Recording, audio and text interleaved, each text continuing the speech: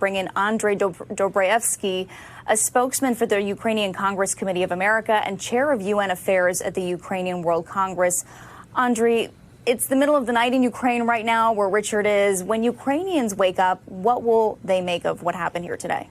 Well, unfortunately, as we just heard, many Ukrainians didn't get to sleep tonight. A lot of Ukraine was under air attack tonight. It wasn't just in the Kharkiv Oblast where we just saw, but it was most of Ukraine. Actually, half of Ukraine was under air raid alert tonight. So you don't get to sleep in Ukraine. And certainly President Trump and his team knew that this was happening, knew that whether Kharkiv was attacked or other cities, knew that there were active strikes happening while they were talking. And Putin simply let it happen.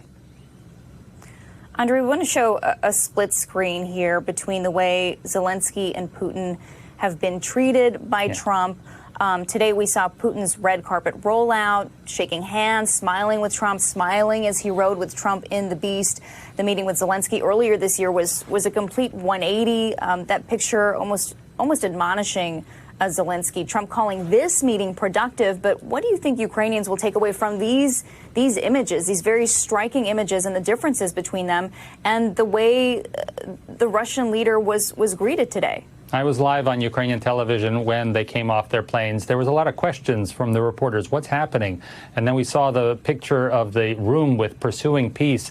Questions like, well, what are you pursuing? The war criminal is right there. What is left to pursue? So there's going to be a lot of questions. Today was it's the middle of the night, but earlier it was a church holiday in Ukraine. Ukrainians being left out of the conversation took to faith today. Everything was out of their control.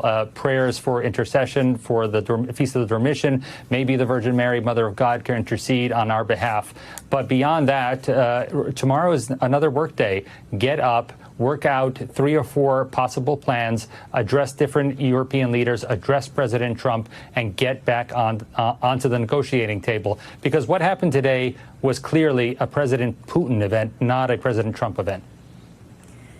And despite what happened today, the war in Ukraine continues. We know that just today Russia was striking a central market with drones. What does that signal to you? Is Russia serious about a ceasefire? And did Ukrainians hold out any hope that would be the outcome of today's meeting?